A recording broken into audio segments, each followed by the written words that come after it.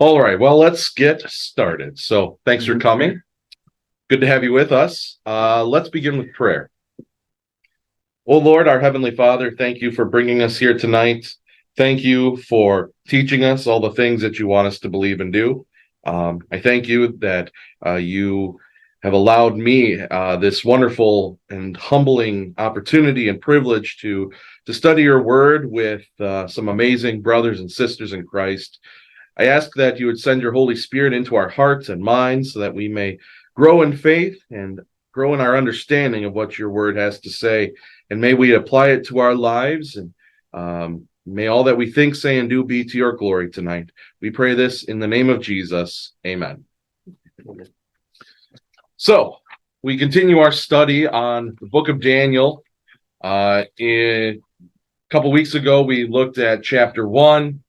Kind of set the scene about how Israel was taken into captivity into the Babylonian Empire by King Nebuchadnezzar. We were introduced to Daniel, Shadrach, Meshach, Abednego. And last week we looked at a special dream that Nebuchadnezzar had that freaked him out. And we talked about how God is in complete control of history, and that God's kingdom will last forever, unlike earthly kingdoms. Now, with that in mind, let me ask you this. What does it mean to have a selective memory? You only remember what you want to remember. Right. That is exactly it. You remember the things that you want to remember. Usually in your favor, too. Usually in your own favor. That's also true, Tim. Absolutely. So you remember the things that you want to remember, and even then maybe you skew it a bit to so it's in your favor, right? List 2 things from your life that you wish you had a selective memory about and you could simply leave behind. Do you have a story of something that you wish you had a selective memory about? Yeah. All right, let's hear it, Carolyn. This has to do with a health issue that I have. Okay. When I was growing up, I didn't know the difference. I only saw in one eye. My brother saw it twice. And then when the county nurse came along to check the vision of the kids in school and this, that, and the other thing, she sent a nasty letter to my parents and had made an appointment with some doctors in Madison. And we went there. And my father says, no, you're not going to operate on her good eye, which is my left eye. And the only thing they could do was straighten this eye. Well, I let that go. They didn't do anything. I was fine with what I was doing and everything was going fine. And in high school, this principal was at when the employment department was checking everybody out for the high school and the seniors, what they could do. He found out I only had vision in one eye. He came right up to me. He said, anything we can do? I says, the only thing that I have to take care of, I says, I took care of that in band. Since I was a first chair in the 3rd section, instead of sitting this way, we sat that way. The band director knew it. Somebody else came in to direct the band one week, and he always kept pointing to that chair, and I'd always play. He says, what's this? I said, I have a visual defect. Oh, okay. And I finally had the eye surgery after I got out of nurse's training in 59. And it was fine. I had to have it done once again, but I can't do any more. And it's starting to turn outward. So Okay. I do this when I read because I see one image here and one image there. Sure. Okay. So, all right. Yeah. So you wish you had selective memory about things that have happened in your past in regard to your vision and how that has brought about certain difficulties in your life. Oh, yeah. Okay. All right. Thank you for sharing. It still bothers me today. Yeah. And I don't say anything about it. Yeah. Unless somebody looks and you see this eye going this way and this one going straight. Well, thank you for sharing your story, Carolyn. Anybody else have an event that they wish they had selective memory about? Half of college. Half of college. Oh, I think many people might say that for various reasons. Yes. For various reasons. I forgot to mention in this process, this one doctor said, you have to put a patch on my good eyes to make this poor eye work. My brother led me to and from school, and I took the patch off so I could see what I was doing. I couldn't see anything on the board if I got my nose right up to it. And I Okay. said to my mom, I can't tolerate this. I'm not going to do it. Wow. And then, they said, yeah, you got where you're seeing part of your eye that's all scarred over. And then Sure. they said, oh, your mother had German measles. I said, no, my mother didn't have German measles because I asked her. Okay. I had an uncle the same way. So it's hereditary from people who have a German background. Interesting. All right. How about this? Let's come up with 2 times that your selective memory was a hindrance or a source of difficulty for you. Anyone like to share a time when their selective memory may have been, cause you a little bit of trouble? I could certainly share one, but I'll open up to the group first.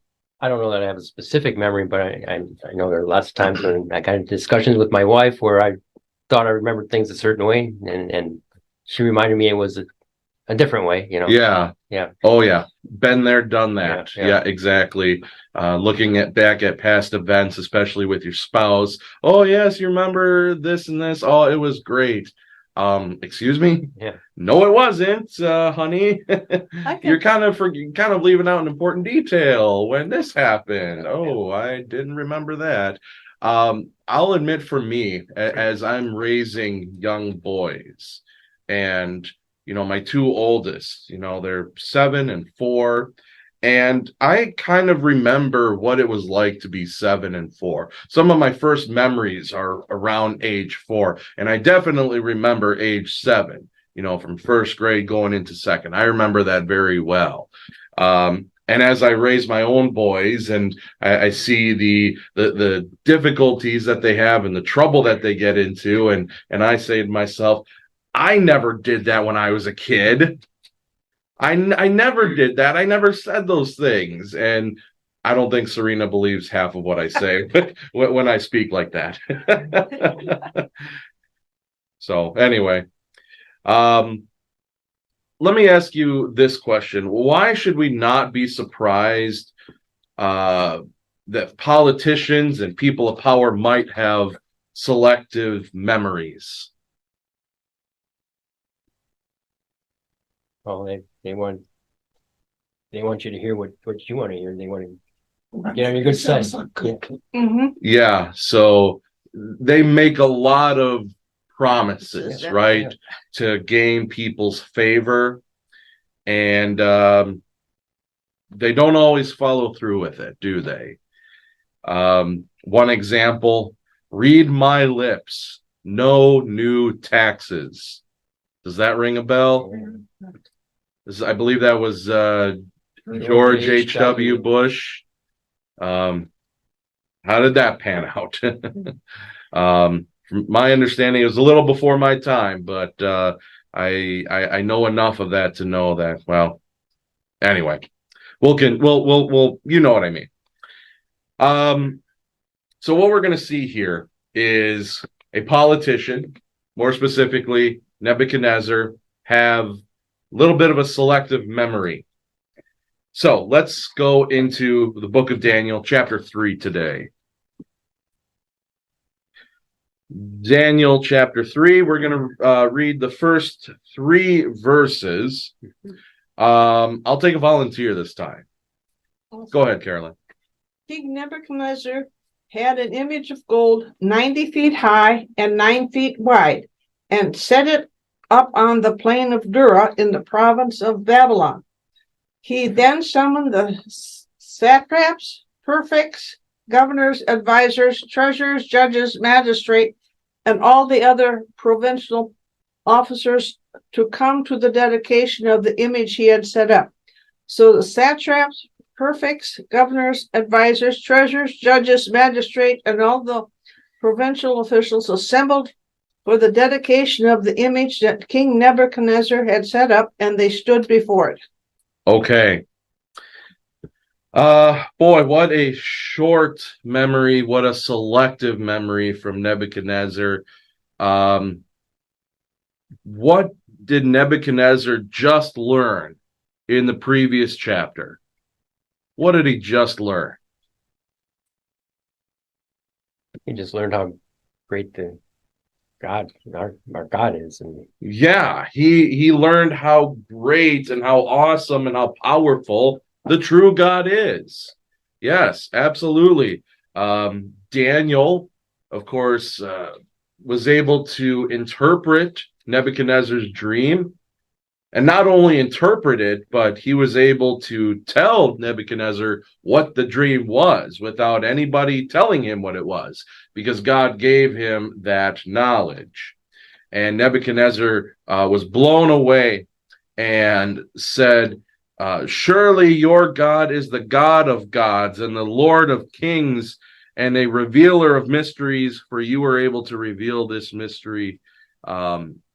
So yes, King Nebuchadnezzar elevates God to be the highest, right? And we also talked about how, while Nebuchadnezzar on the surface, it seems like what he said was great and wonderful, but he's just missing the mark, because while he certainly elevates God, he elevates God as being the highest of the gods. So he still doesn't have it quite right.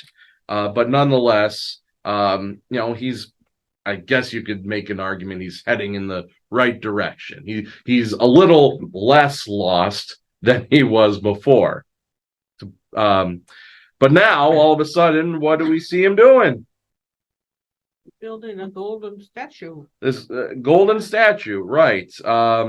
And building statues in and of themselves, it's not a bad thing, but we're going to see that we're going to see what Nebuchadnezzar's purpose was in building this statue, and spoiler alert, it's not good. Nebuchadnezzar, in his dream, he had that dream of that other statue that had the head of gold and the chest of silver and the belly of bronze and the legs of iron and the feet of clay and iron mixture. So Daniel told him in the dream, your kingdom is going to crumble. You're going to be taken over by another kingdom. But here Nebuchadnezzar is, while he humbled himself before the Lord here, in chapter 2, he certainly is not humbling himself here in chapter 3. What would seem to be the connection between this account and the dream recorded in the previous chapter? the gold header at the beginning part of the dream sequence, so to speak. Yeah. So the head and shoulders of gold from his dream, Yes. right? That was representative of his empire, his Yes. kingdom. And you kind of have to wonder if that dream maybe served as an inspiration to Nebuchadnezzar building this 90-foot high statue made of gold. Okay. Certainly,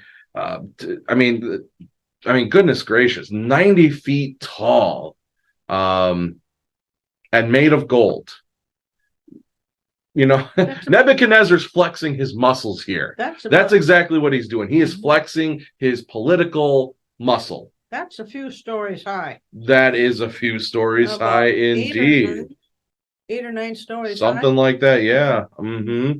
Absolutely. Yeah, it would I don't know how tall the water tower is, but it's probably close to it. I don't know. Yeah. Agree or disagree? People in power have a hard time staying humble.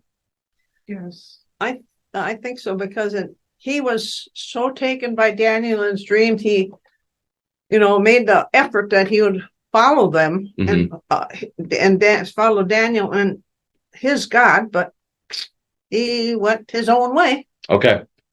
Yes. Okay. Even now, today. I heard somewhere something that to be a president, president of the United States, you almost have to be egomaniac, where it's all about you. You kind of do. You really do. Man, I would definitely agree with this statement that people in power have a hard time staying humble. And even people who wield a little bit of power, it's hard to stay humble. The sin of pride is a very dangerous sin that we can all fall into. And I will confess my sin of being prideful at times. Having reverend in front of my name. There's a certain level of authority that comes with that. Comes from God, of course. But I'll admit sometimes, because I am the pastor, I know what's best, and people should follow my lead, and I am a great preacher, and I do great Bible studies, and I teach exciting and thrilling catechism classes. Yeah, a little bit of authority can certainly corrupt someone, and it is definitely hard to stay humble when you are in a position of power and authority. Uh, Here's a little note that I would like to point out. More than likely, the statue was 90 feet high, including the platform, and it was made to the god or gods of Babylon or to the greatness of Babylon itself. You see a picture on your study guide. Do you know where that statue is located? Christ of the Andes? Rio de Janeiro. Right, in Brazil. Uh-huh. Yep. So that statue in Rio de Janeiro of Christ is 98 feet tall. From its platform to the top of Christ's head there. So to kind of give you an idea, that's how big this statue is. Now, of course, in that picture, it doesn't look all that big. But that's because you're looking at it from a distance and from above it. But when you get up to the top of that mountain and you're standing at the foot of that statue, it's absolutely jaw-dropping. And that's kind of what we're working with as far as Nebuchadnezzar's image of gold, right? I mean, again, he is really flexing his political muscle here, and he is not humbling himself before God whatsoever. So, selective memory. What we see from Nebuchadnezzar in chapter 2 is very different from what we see in Nebuchadnezzar in chapter 3. Let's continue reading verses 4 through 7. I'll take a volunteer. I can. Okay, go ahead, Tim. Then the herald loudly proclaimed, "This is what you are commanded to do, O peoples, nations, and men of every language. As soon as you hear the sound of the horn, flute, zither, lyre, harp, pipes, and all kinds of music, you must fall down and worship the image of gold that King Nebuchadnezzar had set up. Whoever does not fall and worship will immediately be thrown into a blazing furnace." Therefore, as soon as they heard the sound of the horn, flute, zither, lyre, harp, and all kinds of music, all the peoples, nations, and men of every language fell down and worshipped the image of gold that King Nebuchadnezzar had set up. Okay. All right. So this is quite a show of power by Nebuchadnezzar, forced submission to the state of Babylon and its gods, or you face death in the flames of a furnace. Right there on the site. He's not messing around here. What makes this an easy decision for Shadrach, Meshach, and Abednego? They believed in God. They followed their God and what he said. Right. So they know the first commandment. These guys knew what the commandments were. Commandment number 1, you shall have no other gods. So, okay, can't do it. Can't bow down and worship this impressive statue, and I'm sure it was impressive, no doubt about that. Anything made of gold is impressive, let alone a 90-foot statue made of gold. I'm sure it was just a jaw-dropping image, but again, Shadrach, Meshach, and Abednego, they believed in the true God, and they were not about to compromise their faith. But what makes this a very difficult decision for these guys? About a 2,000-degree fire. Whoo, yeah. I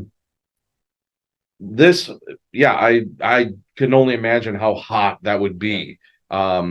Just incinerated on the spot. I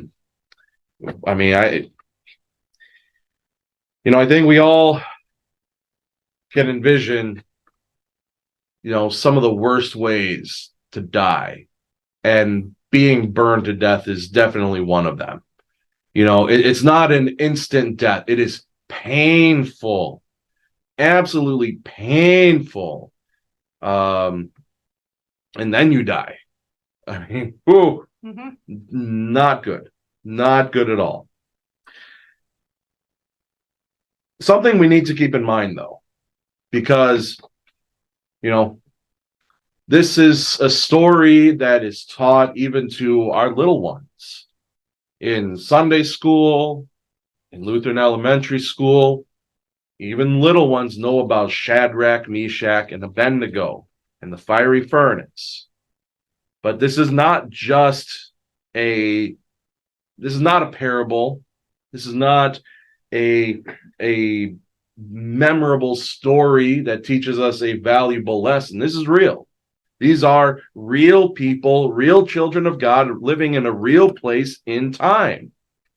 So reading this account, share some thoughts you have with the table about the challenges that we face to our Christian faith and the government that is over us, right? So here we have Shadrach, Meshach, and Abednego. Their government is telling them to do something evil or face a gruesome, painful, torturous death. That's you're stuck between a rock and a hard place there. You really are.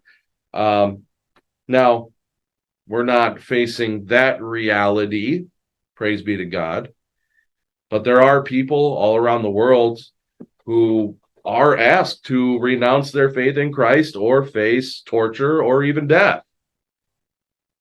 But what challenges do we face? And I don't want to undermine them just because we're not facing possible death for our faith, but nonetheless, they are challenges. So share some of your thoughts about what challenges we might face as a result of our faith and the government that is over us. Tim, do you have anything? Well, yeah, it's something that's in the news. I don't know, a couple of years ago, some bakery owner or whatever refused to bake a cake for a gay marriage couple and was sued and lost. And I think ultimately they won. But I mean, just everything they had to go through that from the government and law. The state of Oregon was against them. Yeah, the state. Yeah. Mm-hmm. So then there's an example of how faith was tested, and the authorities were the ones that were saying you can't follow your faith. Yeah. Yep, I remember hearing that story from years ago. The bakery who refused to bake a cake for a homosexual couple. Mm-hmm. And yeah, like you said, that you have the state government against them and really persecuting their beliefs. That was a challenge for sure. Any other thoughts about challenges that face our Christian faith in regard to the government that is over us? Well, kind of going back to your sermon this past week. Okay, well, how much should we pay in taxes? Do we pay what we think is fair or what the government says we need to pay? Mm-hmm. There's that kind of conflict too. Okay, sure. So yeah, taxes, right? That's always a dicey topic, isn't it? Yeah, for sure. Okay, let's move on to Daniel chapter 3, verses 8 through 12 then. I'll read these verses. At this time, some astrologers came forward and denounced the Jews. They said to King Nebuchadnezzar, "O king, live forever. You have issued a decree, O king, that everyone who hears the sound of the horn, flute, zither, lyre, harp, pipes, and all kinds of music must fall down and worship the image of gold, and that whoever does not fall down and worship will be thrown into a blazing furnace. But there are some Jews whom you have set over the affairs of the province of Babylon, Shadrach, Meshach, and Abednego, who pay no attention to you, O king. They neither serve your gods nor worship the image of gold you have set up." What would be some of the motivation behind the astrologers coming and reporting on the Jews, Shadrach, Meshach, and Abednego? They'd shown them up previously in chapter 2. When you get back at them. Okay. Yeah, so they're probably not big fans of these Hebrew guys. They probably viewed them as lesser than, because they're not Babylonians. They're not one of us. And there's probably some jealousy. Thinking back to chapter 1, how Daniel, Shadrach, Meshach, and Abednego, when it came to knowledge and insight, they were 10 times better than all of the king's servants and magicians and astrologists. They were 10 times better than all of them. And then, yeah, like you said, Daniel was the only one who was able to tell Nebuchadnezzar his dream and interpret the dream. So, yeah, there's probably some jealousy there that, oh, these Hebrew guys are showing us up. We can't have this anymore. So they were probably ready for this opportunity to get rid of them. Why isn't Daniel included among those who did not bow down to the statue? Why didn't they rat him out?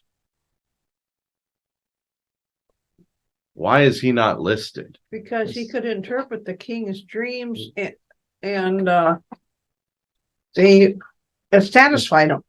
Okay. He was higher up on the political scale too. They may be afraid of his power. It's possible. It certainly is possible that maybe Daniel was ranked higher than Shadrach, Meshach, and Abednego, and so these astrologers that were, basically tattling on Shadrach, Meshach, and Abednego, they could do that because they wielded that kind of power, but perhaps they weren't able to wield that type of power and influence over Daniel. It could be. Well, it says in chapter 2, the king placed Daniel in a high position and lavish gifts on, made him ruler over the entire province of Babylon, placed him in charge of all the wise men. Mm-hmm. So he was their boss.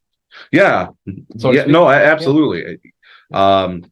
Ultimately, I think that's probably the most likely explanation. We're not given a clear explanation as to why Daniel is not listed. But that is a very logical one. I think that's the one that makes the most sense.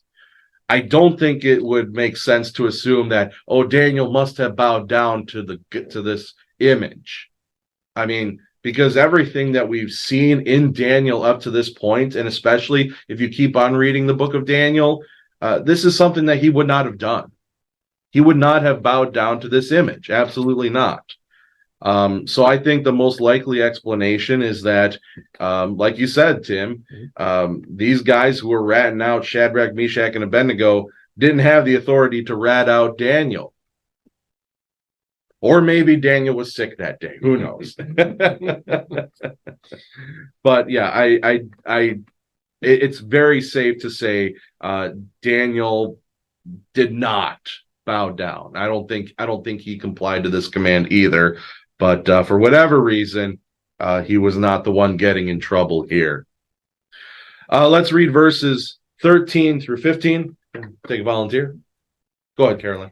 furious with rage, Nebuchadnezzar summoned Shadrach, Meshach, and Abednego. These men were brought before the king, and Nebuchadnezzar said to them, "Is it true, Shadrach, Meshach, and Abednego, that you do not serve my gods or worship the image of gold I have set up? Now, when you hear the sound of the horn, the flute, the zither, lyre, harp, pipes, and all kinds of music, if you are ready to fall down and worship the image I made, very good. But if you do not worship it, you will be thrown immediately into the fiery furnace. Then what God will be able to rescue you from my hand?" Okay. What's the king's reaction to the report? Anger, rage. He's furious. He's furious. Absolutely. I mean, because it's not like, well, it's just a commoner who's not obeying me. Nebuchadnezzar could just be like, "Oh, you're not listening to me, commoner? Well, you're gone into the furnace." But he's, and he wouldn't lose sleep over that. But he's furious because one of his, or not just one, a few of his trusted men, his higher ranked servants, was disobeying him. Why did he react this way? Well, again, these were his servants. I don't think he would lose sleep if he had to throw a commoner into the fiery furnace, but these were some of his most trusted advisors. They were found to be 10 times better than anyone else who served him. He didn't want to lose them. He did not want to lose these men. They were valuable to him. They served him well in his kingdom. So, he issued this command: if you don't bow down, I'm throwing you in the furnace. Oh, some of my best guys are not listening to me. Well, and too, part of the politics, rulers at that time, they're paranoid. They're paranoid. They're afraid everybody's out to get them or overthrow them. You allow some people to disobey, especially people in authority, to disobey what you're telling them to do. Who knows how many are going to follow them? Who's going to be next? And pretty soon, they're coming after you. Right. Yeah, that's a valid point. So, from his perspective, is this the start of a rebellion from within? Yeah. He doesn't want to deal with that. No way. Note the wisdom in King Nebuchadnezzar's handling of this situation. I mean, he's furious, but despite his anger, he checks to make sure that the report of the astrologers is accurate. I don't think he would carry on with such precision and carefulness if it was just a commoner who wasn't obeying him. But like I said, he did not want to lose these guys. They were some of his most trusted advisors. And so he kind of gives them a second chance, right? Is this true that you're not bowing down to my amazing, beautiful gold statue? Now listen to me. When you hear the music, if you bow down, good. I'll forget about it. We'll move on. But if you don't, then I have to get rid of you. So what's it gonna be? Well, at the end of verse 15, Nebuchadnezzar asks a question that he thinks has no answer. What's that question? Then what God will be able to rescue you from my hand? Aha. And the God that's listed in there has got a small g, Right. where the God that they believed in has a big G. It's capital G. Good point, Carolyn. Right. Big guy. Right. So this goes back to that selective memory that we talked about earlier. In chapter 2, Nebuchadnezzar said, "Surely your God is the God of gods and the Lord of kings, and a revealer of mysteries." Right? So he elevates God to be the highest. Okay. But now all of a sudden it's like he forgets it all, or he's pretending like it didn't happen. No God is going to be able to rescue you from my hand. So essentially he's saying, I am more powerful than any God. That's what he's saying. What God will be able to rescue you from my hand? Nebuchadnezzar thinks no God's rescuing you because no one is more powerful than I. What short, selective memory on Nebuchadnezzar's part. So again, Nebuchadnezzar kind of puts it to them, gives them one more shot to, fix this mistake. If you bow down, good. If not, I'm throwing you in the furnace. What's it going to be? So let's find out. Verses 16 through 18.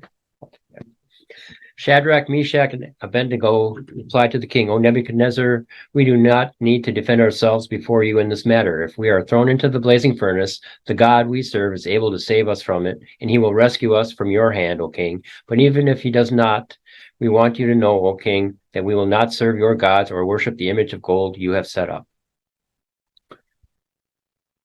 So what terms would we use to describe Shadrach, Meshach, and Abednego's response to the situation before them? How would you describe their response? It could be said in a way to really make him understand that, say, they were not furious, angry at him, or upset, but they knew excuse me, that their God would be there to rescue them. So, you get more by having gentle talks than vinegar and onions. Right, exactly. So you could say that they are trusting because as you alluded to earlier, Carolyn, they express absolute confidence that their God can rescue them. So they're trusting. How else would you describe their response to this situation? Kind of like, do what you have to do. We're not gonna be swayed in our belief. Mm-hmm. So they're unmoving. They're not willing to compromise. Right. Absolutely. You could say they're being defiant.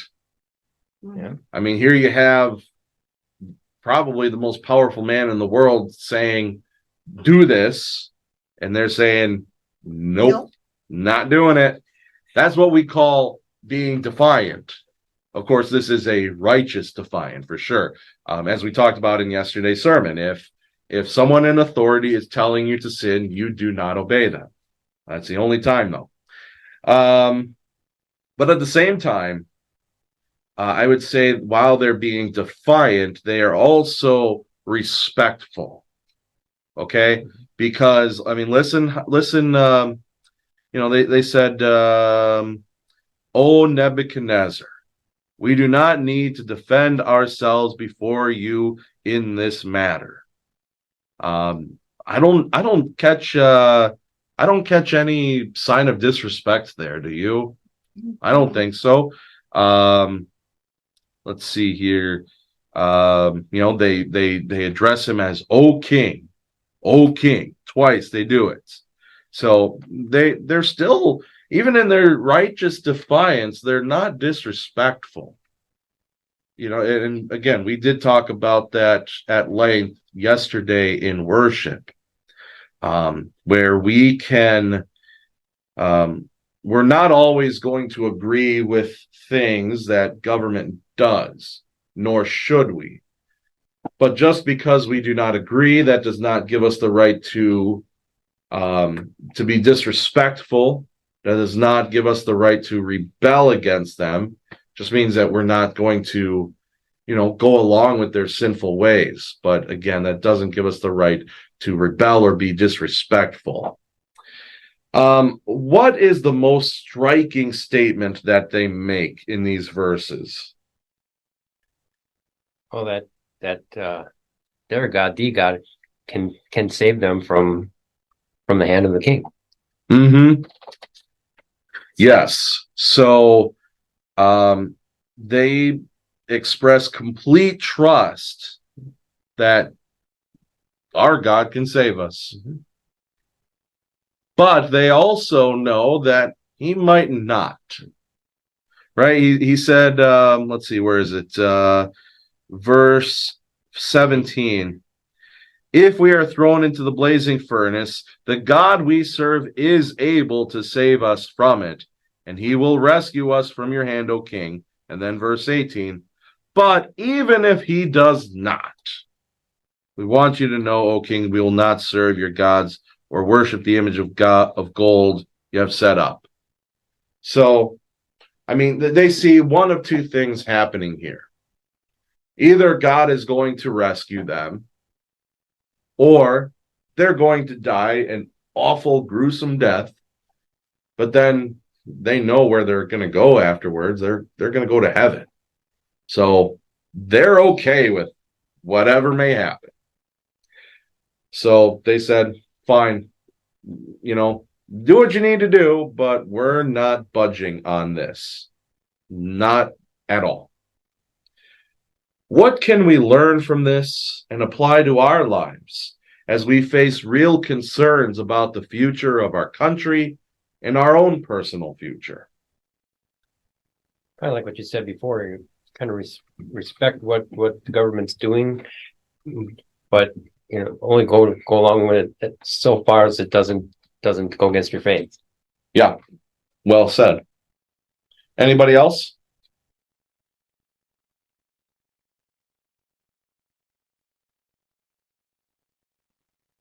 I'll add this point. I think that a lot of people, even Christians, and I'll even admit myself, I do this sometimes as well, that we tend to get so hung up on what the government does because in the short term we think that they're the here all end all, right? That we are going to live or die by the government and what they do for us or against us. And I see that in our world today now more than ever. When you see people angrily protest, I mean, really, really angrily protest things, is because people elevate the government to be their own earthly savior. And I don't think we need to go there. We don't need to go there because there is a higher throne. And there is a perfect king that controls all things, that rules over history, as we talked about last week. And so, no matter what happens, no matter what decisions our government makes, both good or bad, everything is going to be okay for us because God is watching over us. God is ruling over all things. And God has promised to be with us and to cause all things to work out for our good. So, yes, it's okay to get frustrated when you see wickedness in government and in society, but let's not be overcome by our anger, but rather let's put our trust in God and let Him resolve the issue, instead of thinking we have to take it into our own hands. Does that make sense? Mhm. Okay. Let's go to the last page. So we heard Shadrach, Meshach, and Abednego's response, verses 19 through 23. Then Nebuchadnezzar was furious with Shadrach, Meshach, and Abednego, and his attitude toward them changed. He ordered the furnace heated 7 times hotter than usual and commanded some of the strongest soldiers in his army to tie up Shadrach, Meshach, and Abednego and throw them into the blazing furnace. So these men, wearing their robes, trousers, turbans, and other clothes, were bound and thrown into the blazing furnace. The king's command was so urgent and the furnace so hot that the flames of the fire killed the soldiers who took up Shadrach, Meshach, and Abednego, and these 3 men, firmly tied, fell into the blazing furnace. What did the fire destroy? The men who found and threw him into the furnace. Yeah. So I'm sorry. I'm reading ahead a little bit there. I'm 2 questions ahead. My apologies. No doubt the fire was already hot enough to carry out the task assigned, right? Nebuchadnezzar didn't need to make it 7 times hotter. Like those 3 men, they would have been toast just as it was. Mhm. But Nebuchadnezzar, filled with furious rage, ordered the furnace to be 7 times hotter. And how does this rage cost him? He lost he lost the soldiers that tossed him into the furnace. Yeah, so it came at the cost of some of his own It soldiers, says some of right? his strongest soldiers, some of his best soldiers too. Right. Yeah. Yeah, he ain't messing around here. Some of the best and strongest, and even they didn't even go into the furnace. They just threw the men in, because it was the heat was so intense, they died because of it. I mean, wow, that's mind blowing, just crazy.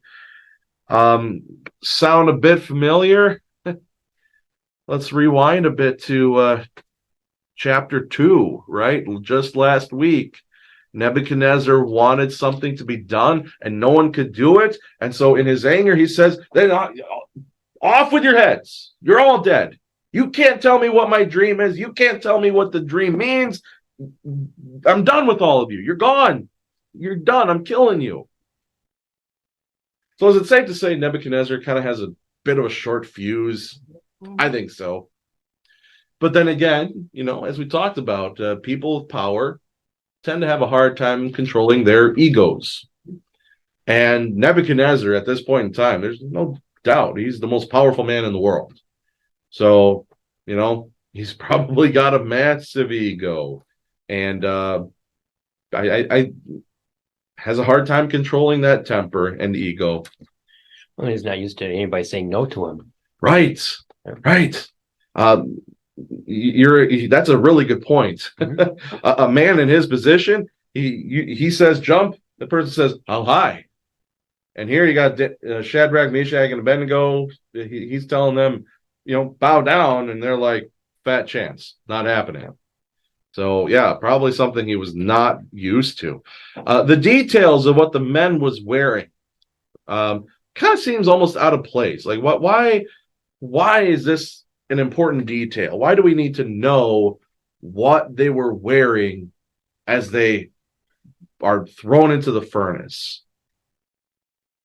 Could those clothes be what they would normally wear?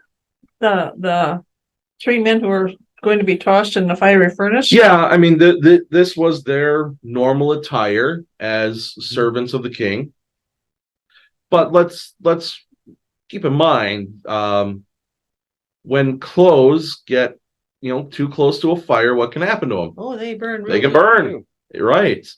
And even let's say tonight it's a cold fall night here in East Troy, Wisconsin. Let's say the 4 of us around the table today after Bible study, we're going to have a nice bonfire, right? On a crisp fall evening, right? So we'll hang around the bonfire. We'll have some hot chocolate or whatever other adult beverages, what have you. We'll hang around the fire for about an hour and then we can go home. Odds are our clothes are going to smell like smoke, right? Mm-hmm. Right? Even though we're not touching the fire, even though our clothes did not get singed in any way, we're still going to smell like smoke because we were close to a fire. So there's something to this. And we're going to find out exactly what in verses 24 through 27. You can read that, please. Okay. Go ahead, Carolyn. I will. Then King Nebuchadnezzar leaped to his feet in amazement and asked his advisor, "Weren't there 3 men that we tied up and threw in the furnace?" They replied, "Certainly, O king." Let's see, I gotta go to 30. Okay. Yep. 27. He said, "Look, I see 4 men walking around the fire, unbound and unharmed, and the 4th looks like the son of the gods." Nebuchadnezzar then approached the opening of the blazing furnace and shouted, Shadrach, Meshach, and Abednego, servants of the Most High God, come out, come here. So Shadrach, Meshach, and Abednego came out of the fire, and the satraps, prefects, governors, and the royal advisers crowded around them. They saw that the fire had not harmed their bodies, not as a hair on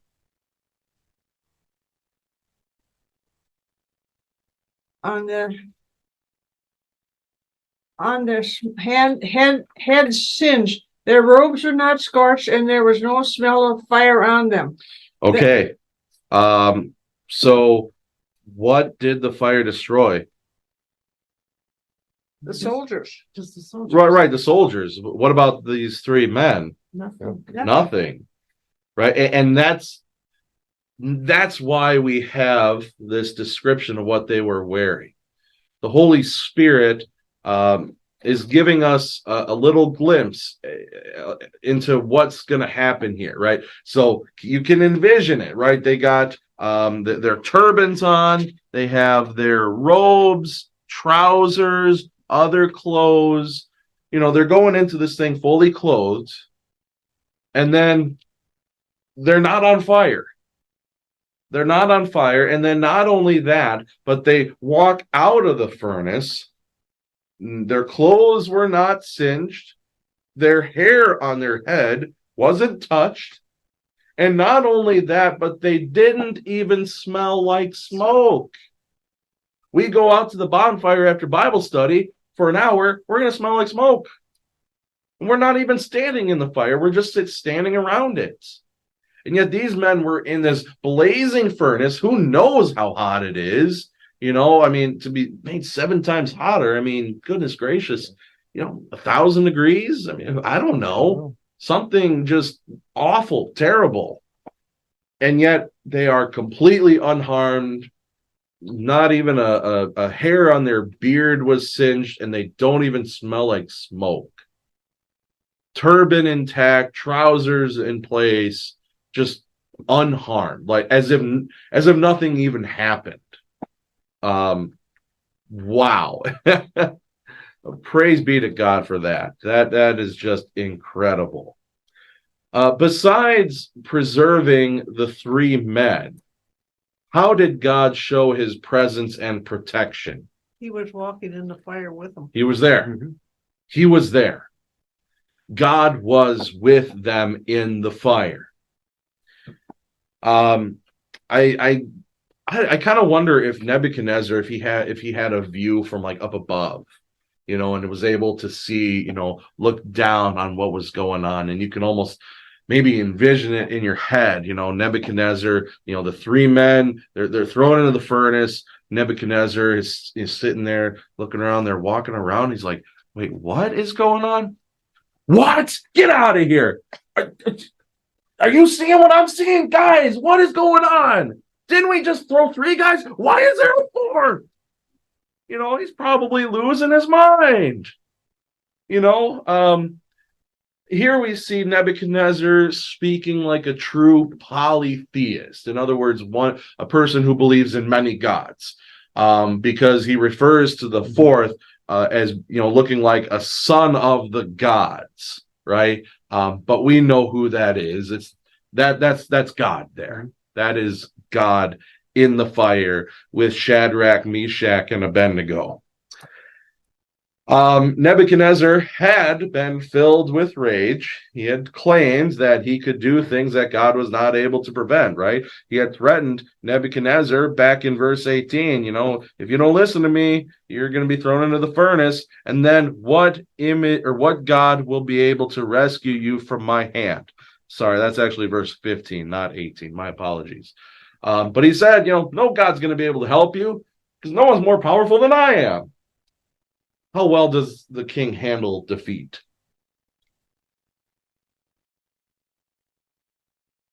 He admits it. He said, come here. Right. He doesn't try to fight it at all, right? He immediately calls for Shadrach, Meshach, and Abednego to come out.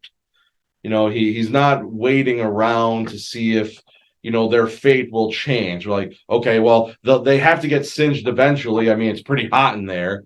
He's like, nope, we're done. We're done. Get them out. Get them out. All of these officials who had come and bowed down to other gods were now witnessing the work of the one true God. Like I said, a 90-foot statue made of gold, that's impressive in and of itself. No question about that. But that's all it is. It's just a 90-foot statue made of gold. It's a thing. You can put a dollar amount on it. God is beyond all of that. And they were seeing that once again, right? This is not the first time either. I mean, with Shadrach, Meshach, Abednego, and Daniel being better off after eating just vegetables and drinking water. The fact that Daniel was able to interpret this dream. I mean, you'd think that finally these guys would kind of just wise up and realize, okay, yeah, the Lord, He is God. The Lord, He is God, and that's the end of the story. Right? You'd hope that after all these instances, they would finally come around to their senses. Let's take a look at verses 28 through 30. Then Nebuchadnezzar said, "Praise be to the God of Shadrach, Meshach, and Abednego, who has sent his angel and rescued his servants. They trusted in him and defied the king's command, and were willing to give up their lives rather than serve or worship any god except their own God. Therefore, I decree that the people of any nation or language who say anything against the God of Shadrach, Meshach, and Abednego be cut into pieces, and their houses be turned into piles of rubble, for no other God can save in this way." Then the king promoted Shadrach, Meshach, and Abednego in the province of Babylon. Okay, thank you. Mm-hmm. So here we see the king do a complete 360 turnaround. Not the turnaround we would hope and pray for, right? He doesn't do a full 180-degree turn, right? If this was a full 180-degree turn, perhaps Nebuchadnezzar's proclamation would have sounded a little different. Maybe he would have said, "Praise be to the God of Shadrach, Meshach, and Abednego, who has sent his angel and rescued his servants. They trusted in him and defied the king's command and were willing to give up their lives rather than serve or worship any god except their own God, because there is no other God." But again, he doesn't quite get there. He's still talking like a polytheist. Again, it's great that he's acknowledging the power of God. That's great and all, but he's still not quite there. Still not getting the message that the Lord, He is God and there is no other. His decree, and anyone who says anything against the God of Shadrach, Meshach, and Abednego, they're going to be destroyed, and everything they have is going to be destroyed. Great, he's defending their God, but he doesn't make the claim that the Lord is his God either. Mm-hmm. So, and he doesn't. He says, "Yeah, you can't say anything about their God, but doesn't mean you can't say something about a different God." Right? Yep. Right. If this was a complete 180-degree turnaround, perhaps Nebuchadnezzar is going to issue an order that sounds a lot like the first commandment, right? You are going to bow down and worship to the Lord only, right? He alone is God. All these other gods that we got, they're garbage. They can't do anything. They've never done anything like this because they are nothing. But, he doesn't really get there, unfortunately. In the beginning, we had talked about the short and selective memory of the king. How is that shown here? Even in the good things he does for Shadrach, Meshach, and Abednego.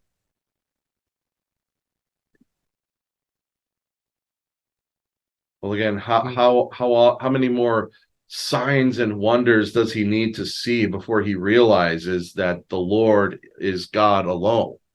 Right? I mean, he may recognize that God is king, but he'll go back to his old ways regardless of what he. Oh, and he does. Mhm. He does in the very next chapter. Man, he just doesn't get it. We're gonna see that ugly, massive ego of Nebuchadnezzar take another ugly turn in the very next chapter. Short, selective memory. Let's review the first commandment together, along with Luther's explanation. You shall have no other gods. What does this mean? Let's see if you guys remember this. We should fear, love, and trust in God above all things. There you go. Now, perhaps it might be hard for us to differentiate between these different terms, right? Fear, love, and trust. So we're gonna work through these terms in opposite order. So first off, we'll start with trust. What does it mean to trust in God? God is with us always, and he's there to help us in time of need. Okay, Well, and that's true, and so that because of that, we're putting our faith in Him, right? Mm-hmm. I was going to say, trust to me is almost synonymous with faith. Mm-hmm. Same type of thing. Yeah. Yeah, absolutely. Trust is certainly synonymous with faith here. Even though we don't see Him, we believe in Him. Mm-hmm. Absolutely. What about love? We love him because he first loved us.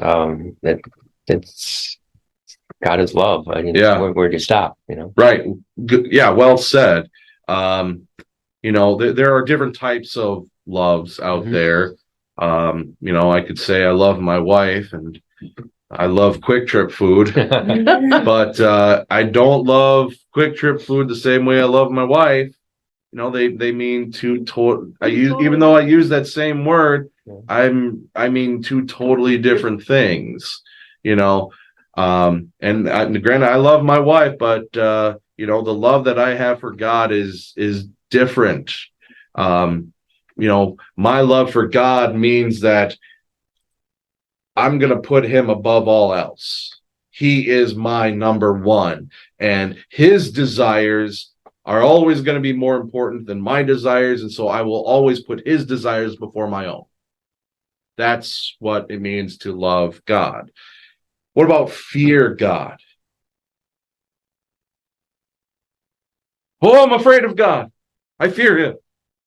That's not what that means. It's more like respect. Yep, absolutely. A respect, understanding who God is, what he's done, showing respect. And that makes the love that he gives us even more special and strengthens our faith. Goes the whole strings it all together. Yeah, definitely.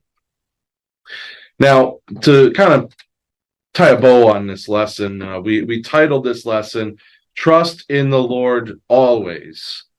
How do the truths we know about God and a vivid Bible history lesson like this help us as we face uncertainties in our future?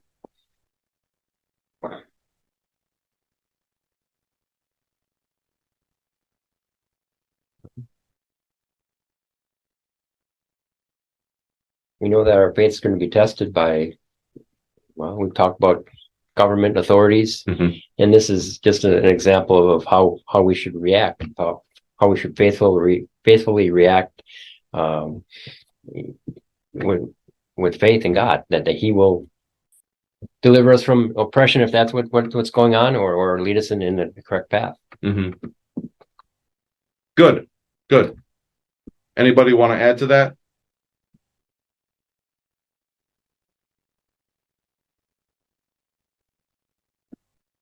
I think we see increased persecution amongst Christians, even in our own country.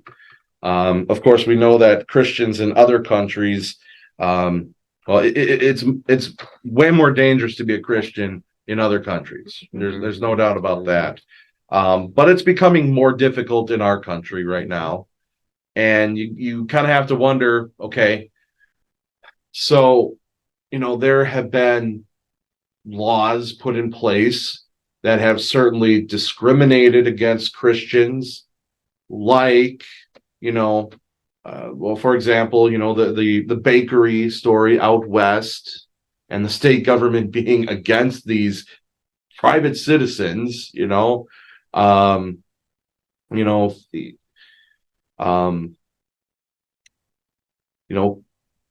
the we continue to receive pressure from the government and this unbelieving world to accept ungodly lifestyles.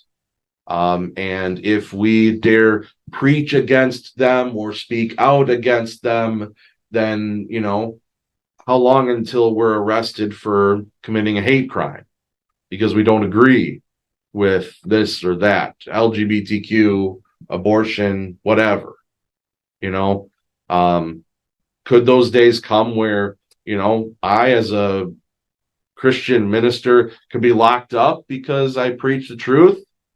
I don't know. And then I don't know. There are Christian pastors who have been arrested just north of the border, so, could that make its way here? It certainly is possible. But even if I were to be arrested for preaching the word of God, what of it? I know that God's going to take care of me. I know that God's going to take care of my family. I know that God is going to take care of his church, because Jesus even said the gates of hell will not be able to prevail against it. So if I'm in jail, so what? The church will be fine. And even if I were to be, permanently put away or even put to death for preaching the word, so what? When my life ends, I receive my perfect paradise in heaven. And then So it's all good. And then you got your parochial school teachers. They'll be on the list to be taken out of there and re-indoctrinated. Sure. Yeah. Something that certain Christian schools have wrestled with in regard to like school choice, and the certain programs that we participate in from the government, like hot lunch or milk, right? Says we will not discriminate, gender, race, or sex, or whatever, and that can be a real slippery slope. And if a child is a student here, of course they're gonna, their needs are going to be taken care of. But at the same time, a student who is coming here that's a boy and says, "Oh, I'm a girl," like that doesn't line up with what we believe and teach. And so that's not something that we are going to allow in our school or even celebrate. And so, okay, you see this wording from this government program about, not discriminating. Okay, so what does that mean? That can be a very slippery slope. And do we even want to participate in such programs? As of right now, things are fine, but it doesn't mean that it's always going to be that way. So that's something that we have to, keep our head on a swivel on. But again, everything will be okay, because even the gates of hell will not prevail against the church, and heaven is on the horizon for all of God's faithful people. So it's going to be okay.